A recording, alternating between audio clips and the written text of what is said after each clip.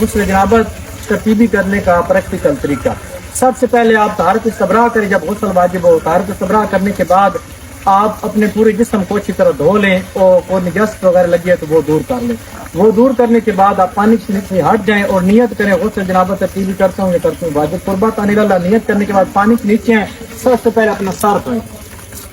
ایسے آپ نے پورے سر و گردن جو ہے اس دھونی ہے۔ ایک بار دھونے کے بعد آپ نے پانی کے نیچے سے ہٹ جانا ہے۔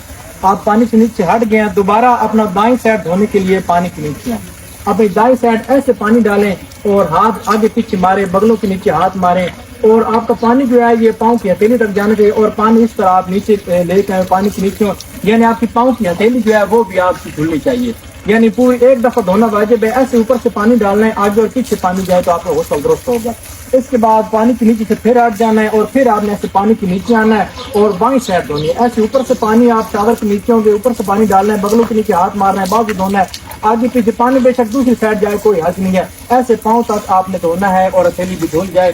یہ ہے غسل جنابت ترتیبی کرنے کا طریقہ، اور یاد رہے یہ غسل کرنے کے بعد اگر نماز کا وقت ہو گیا تو وضو کرنے کی ضرورت نہیں ہے۔